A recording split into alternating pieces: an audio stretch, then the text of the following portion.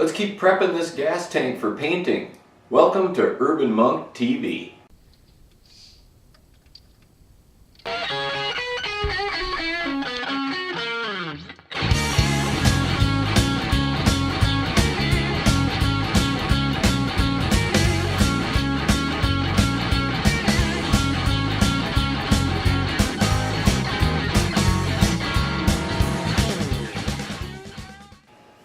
Okay, so where I left off last week, I had found every low spot or any spot on this tank where there was a dent or a ridge or any undulation or unevenness in this tank, and I filled it in, with the exception of where my Suzuki emblem is going to go and the threaded piece there.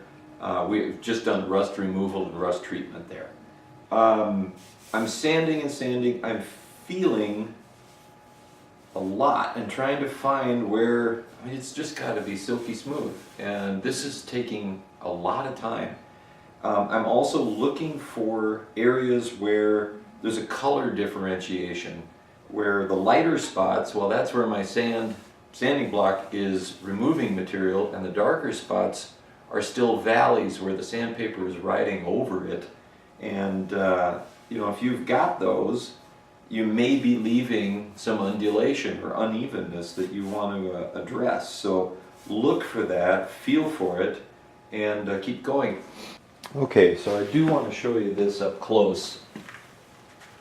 Here's an area where we've got, lighter color going to darker color, and this, if you run your finger over this, you can feel there is a definite indent where we're actually seeing the paint through there.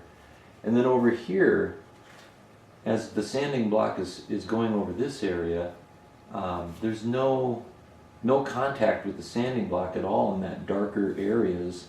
It's all riding up on top here. So use those colors to know where to be focusing the sanding. So I know that I want to be working more down toward the lower half of this whole region. So I'll focus on that.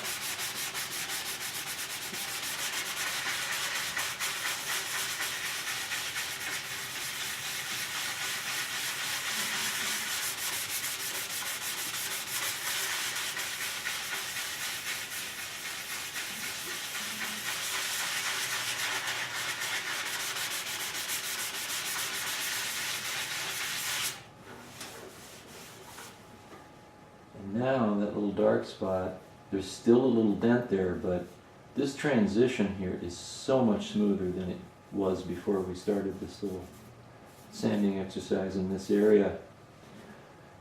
So I'll keep focusing here. I don't want to just say, okay, I got a dent here, so I'm going to get on the corner and go, go, go, go, go. Because finally when I get rid of the dent, I will have made a little impression there that once we paint that, it'll really stand out, and so we don't want that. So stay kind of broad. So all of this action that I'm doing is just trying to get this spot to be the same as the rest, but I can't overdo it, Ooh, that's pretty close.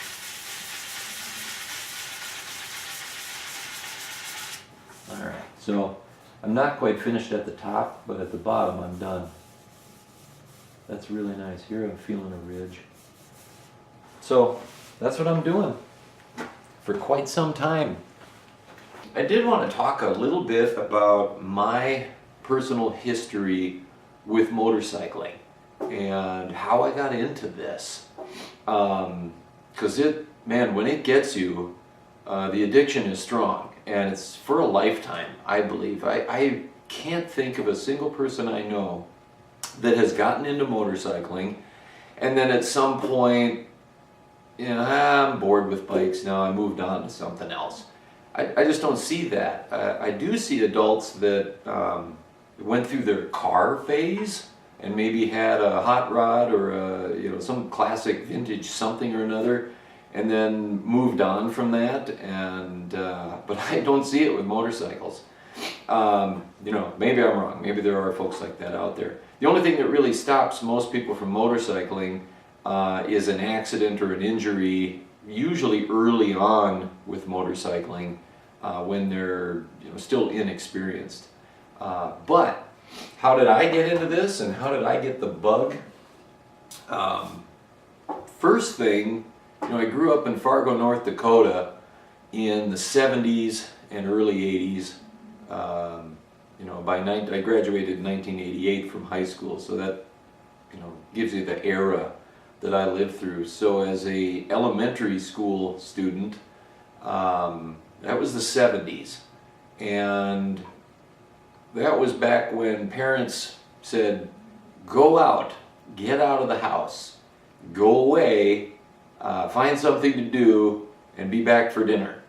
And that's what we did. You know, there was no internet, there were no electronic devices, unless you count that little football game that had 3 LEDs that would go back and forth. And first they had the white one where you could go forward but not backward, and then they came out with the kind of tan, orangish colored one where you had the ability to go backwards, and that was revolutionary. Getting off track here. Man, the hours you could spend with one 9-volt battery in that thing. Lynn Jacobson, you know what I'm talking about. Motorcycles. Before I got into motorcycling, I rode my bike. And by the time I was 12 years old, I would guess I probably had over 1,000 hours riding on a bicycle of various types. And so the idea of being mobile on 2 wheels, it was just about as intuitive and innate as it could be at that point. And one day my mother was really fond of yard sales or garage sales.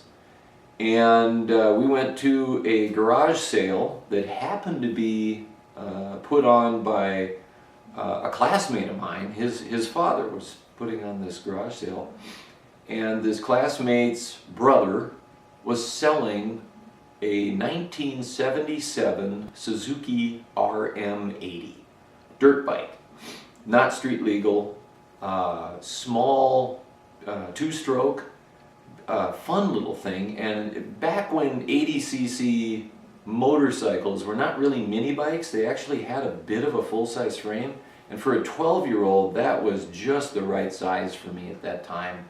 And we were out in North Dakota, so you could take this thing not far out of town and find some place to ride. And back then, you know, you'd ride on some farmer's land, and maybe he didn't want you there, or you were trespassing. You know, the deputy or the sheriff might come out and say, okay, you kids, knock it off, get out of here, and go home. That was the extent of it. Sadly, today, if you were trespassing on somebody's land, God, they're just not going to be that forgiving anymore. So I just feel sorry for kids today. They don't have the opportunity to have that kind of fun and that kind of latitude from authorities and grown-ups. So that was my first bike, and you know, what was it about that bike that was great? It was small enough to where if I dropped it, I didn't fall far. It went, you know, probably 40, 45 miles an hour, which was fast enough to get a feel for speed, but it wasn't so fast that I was going to kill myself. And it had a transmission. It had a manual transmission, so it was a 5-speed. 1 down, 4 up, and you learn how to do those kinds of things. So, anyways, had the RM80 and rode it and rode it and rode it, and then finally sold it, and started thinking about, well, geez, how do I get on the street? In North Dakota, you get your driver's license at a pretty young age if you like. If you take driver's ed back then, you could get it as young as 14 years old. Frankly, if you lived on a farm, you could get it back then as young as 12 years old to drive like a truck or something for the harvest. But for me, I didn't get it till 15, but I did driver's ed. Did driver's ed in a manual transmission Nissan. And got that driver's license. Shortly after that then wanted to get a motorcycle license. So how did I get my motorcycle license? I can't remember if the bike came first or the permit came first. I think the bike did. No, I'm sorry. The permit was a written test. So you just took the written, passed it, and then you could ride daytime with a helmet. That was it, you know, and you had to do that for 6 months. So I took that permit and went and started shopping for motorcycles. And I bought a 1982 Honda GS550 with paper route money. I had a job. I had a paper route, so I had income. And I think it was about $1,100. I bought this thing with, oh gosh, I think it was under 2,000 miles, like 1,800 miles, or if it was over that, it was just over that. So it was nearly brand new. That was spring of 1986, and jumped into street bikes and rode that bike for a few years. I mean, all through high school. That was when the weather permitted in Fargo.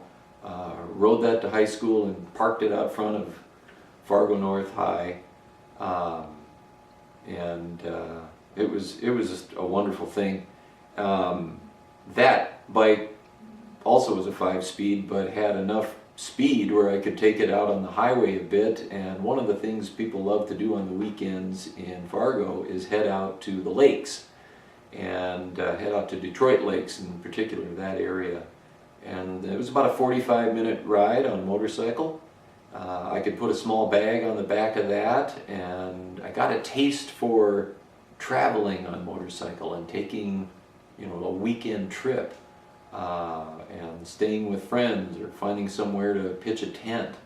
But quickly, you know, found that a naked bike, or a custom as that was, they didn't call them nakeds back then, you couldn't put a lot of equipment on it, or supplies and things that you would need for staying overnight, camping. And I also ended up still a novice rider at that time, was going a bit too fast for in-town traffic, you know how it goes.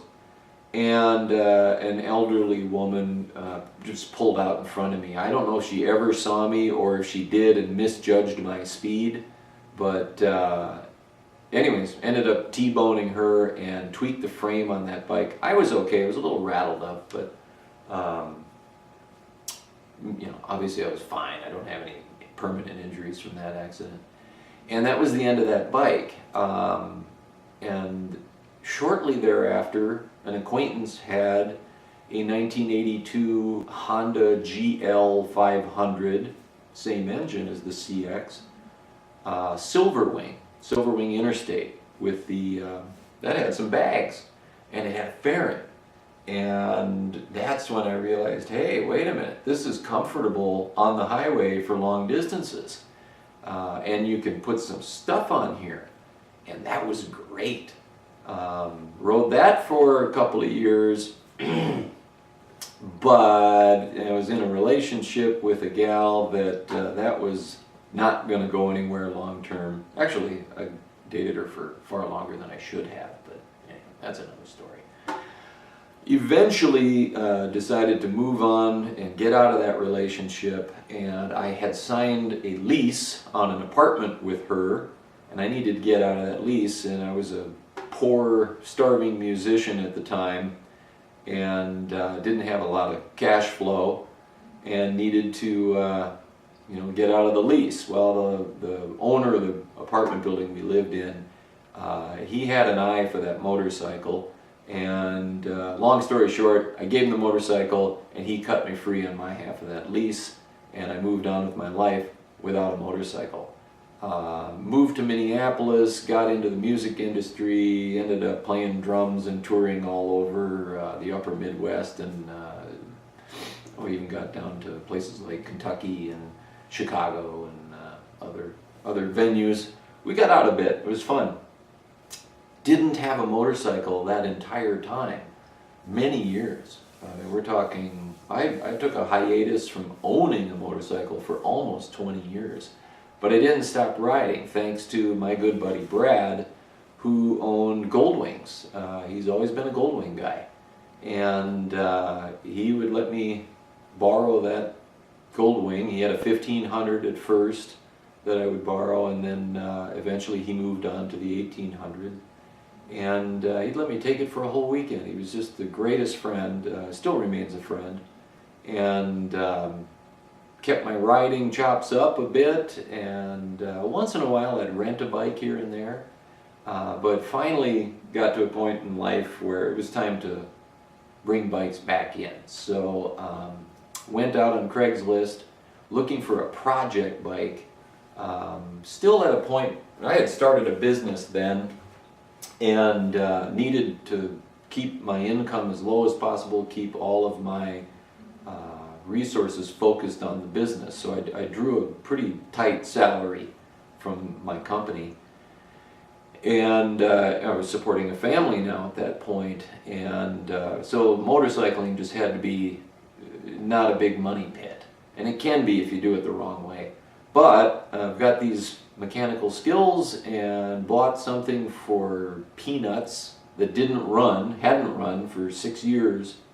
Got a 1981, was it 81 or 82? Doesn't matter, they're the same. CB900 Honda. Again with that Honda line fairing. I don't know why, but I just love the shape and the look of those Honda line fairings. I was never a fan of the Vetter fairing.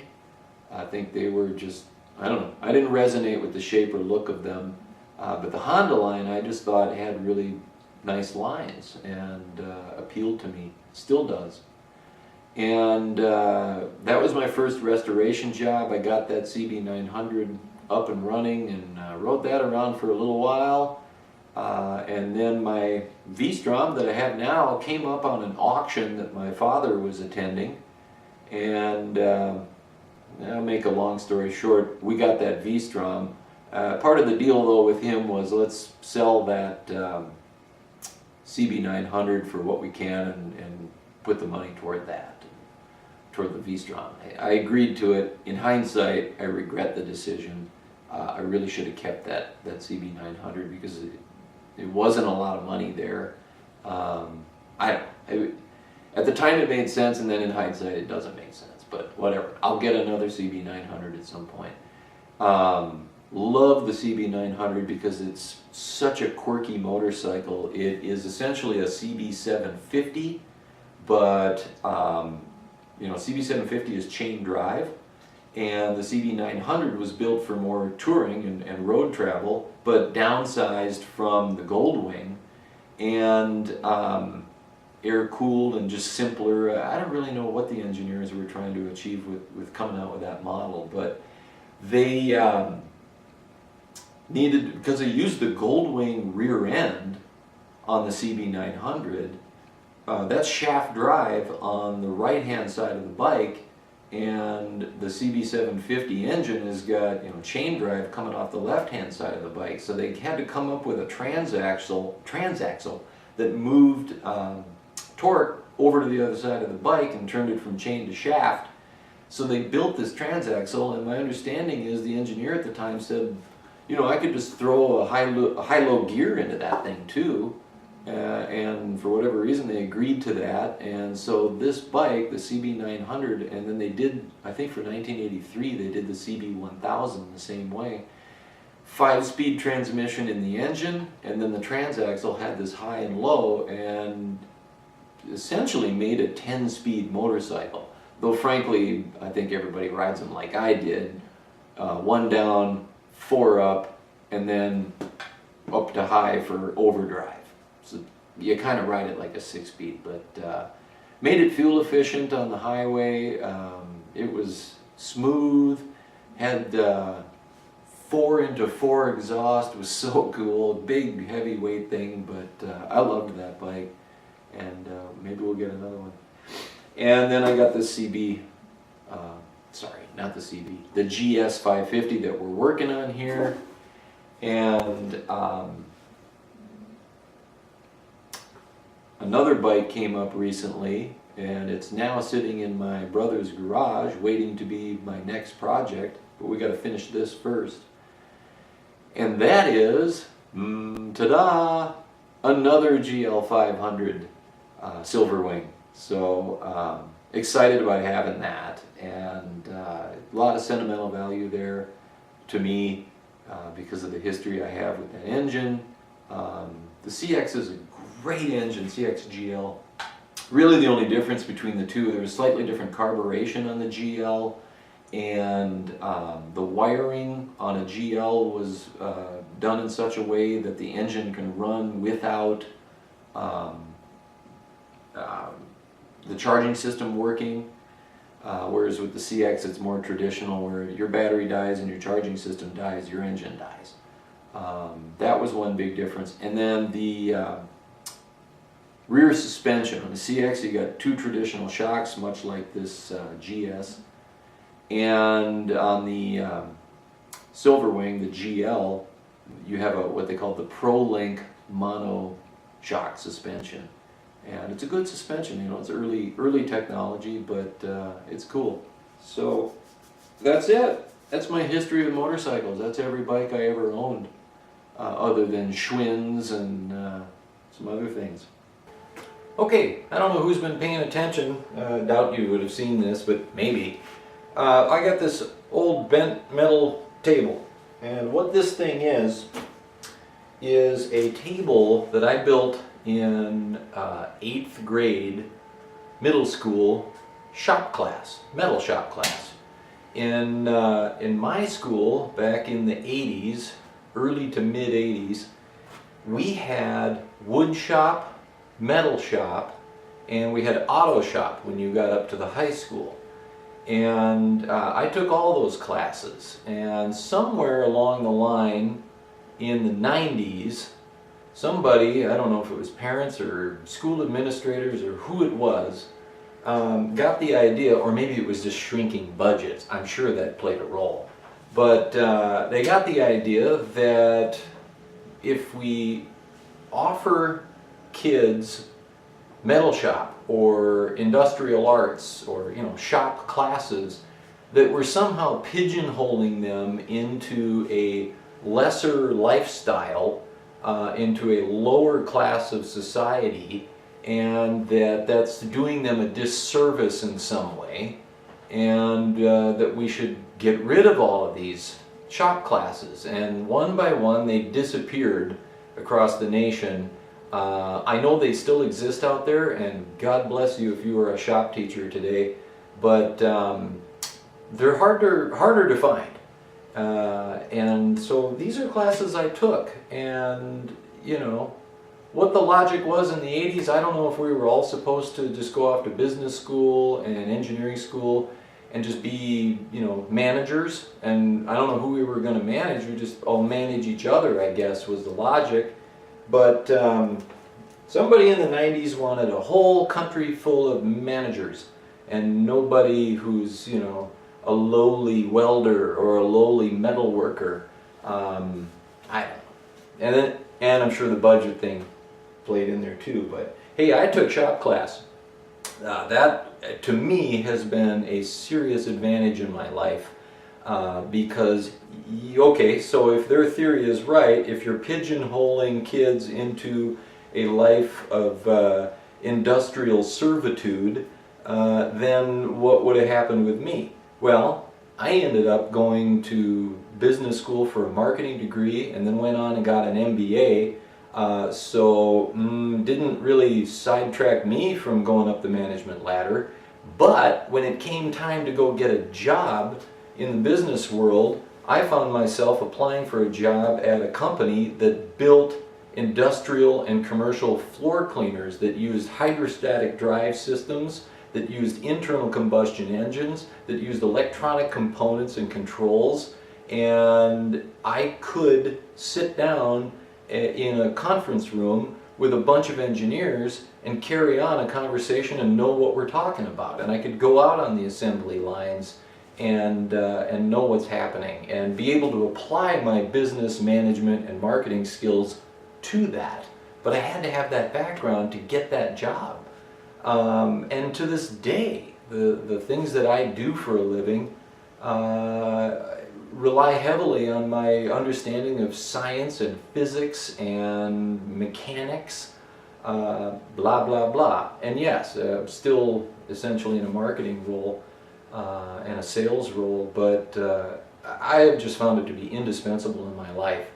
I was raised in a way where you don't talk about, money that you make or wealth or anything like that, but let me just put it this way. In the motorcycling community, there's, one percenters, and that means a certain thing. In the wealth world, I'm a one percenter. So shop class did not waylay me into some sort of struggling life of servitude in the industrial arts.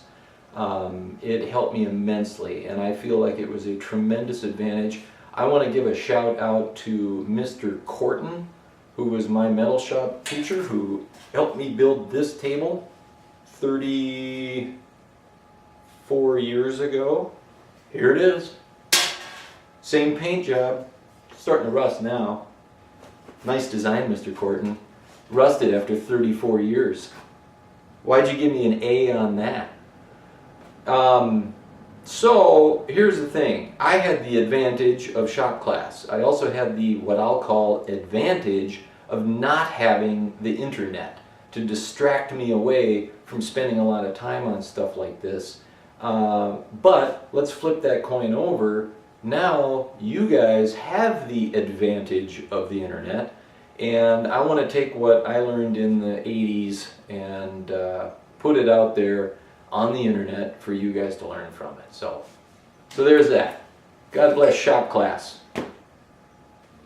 And one more thing.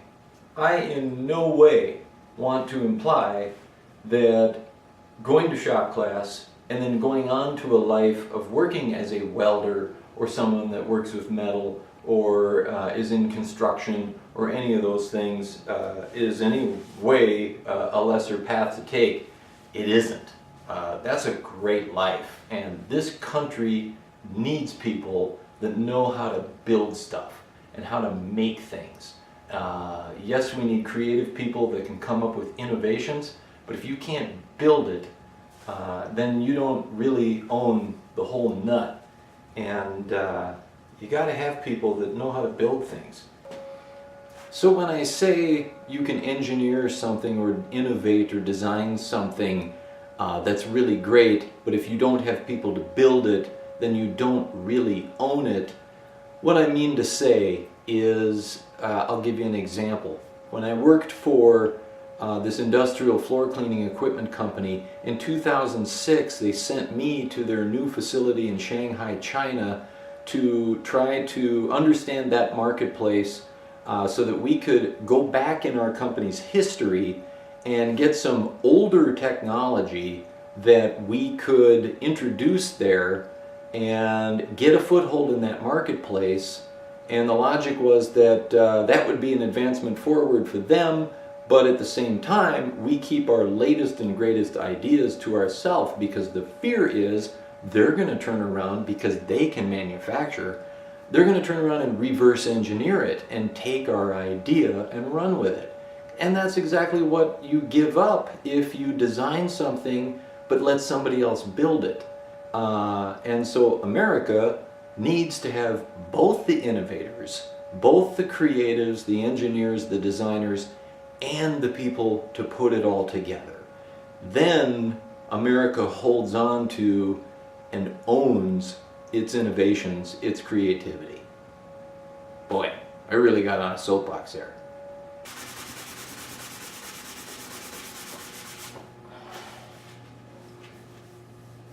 One more little trick. When I'm feeling, it's weird how your eyes can trick your brain. If I'm looking at this and feeling, to my eye this thing is absolutely perfectly smooth. But if I take my eyes off of it or close them and keep feeling, now I can just feel. It's like it makes that sense more intense, more in tune, and I can feel just the slightest bump there. So Take your eyes off of it and just trust the feel. And then look and see, okay, well, where am I feeling that? It's right here.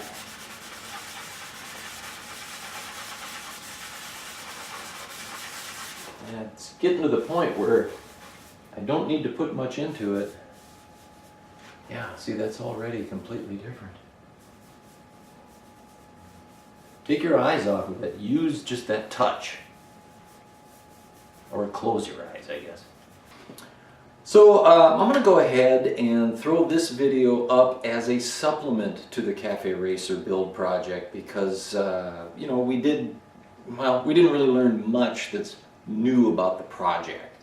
We learned more about my history on motorcycling and my thoughts about shop class. And I think that's valuable. I'm going to put it out there. We'll see if anybody thinks it's valuable. But thanks for watching. If you like this channel, go ahead and give it a thumbs up and subscribe, and you'll get updates as to when I've got new content out. Thanks for watching.